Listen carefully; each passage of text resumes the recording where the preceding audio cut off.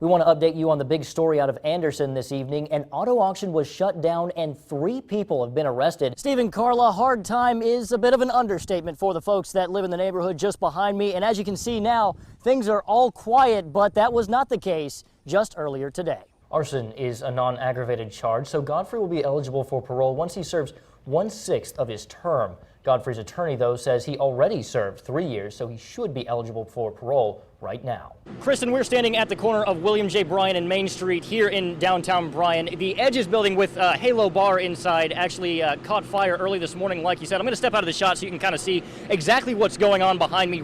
Thousands of amateur athletes, their coaches, and families from across the state are in town now for the Games of Texas. That means traffic will be a mess through Monday when the games wrap up. The 23-year-old will serve 15 years in prison for arson after he admitted to setting Charles Workman's car on fire in 2012. But as News 3's Patrina Adger reports, Workman's family believes the real killer is still out there. And of course, keep our lawns healthy. But how much water we're using might surprise you.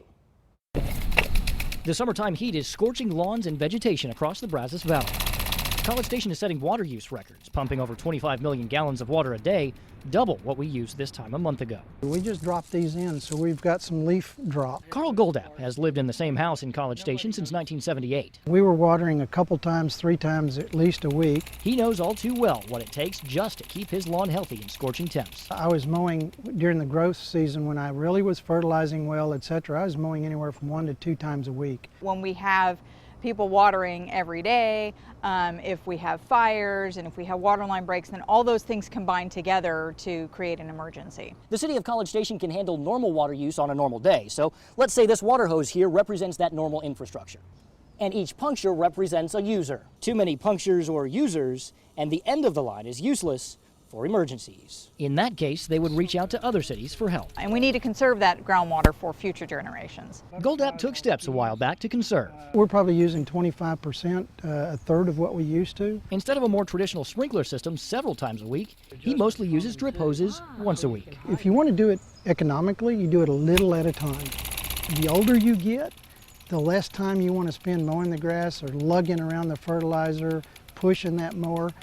You know, you want something that you can spend less time doing. You have the time to spend with your children, and then when you get older, you have the time to spend with your grandchildren. Just before 8 o'clock this morning, we're told that a semi-truck somehow hit a person in the parking lot. Again, this is at the Love's Truck Stop in Hearn. I wasn't too sure if it was safe to cross. So I decided to get out of my truck and take video of it. Victor Orozco saw water rushing under Pin Oak Drive Wednesday morning. And as I got closer to it and noticed that the road was starting to wash out even more. That's when he knew there was trouble. I'm stuck. There it goes, there it goes. I caught it. I caught it. I started backing up, man. The whole road, boom, it just started caving in. This was the road Wednesday afternoon before crews could fix it. Impassable, which is why we had to interview Orozco over the phone.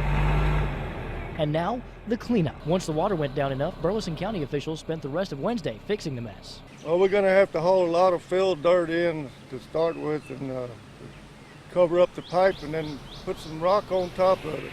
It's going to be a pretty good long process. Before repairs were made, getting to work or school wasn't happening. But at least they had a good excuse. I called in today and let them know what's going on. Actually, I sent them the video as well. That way I have proof.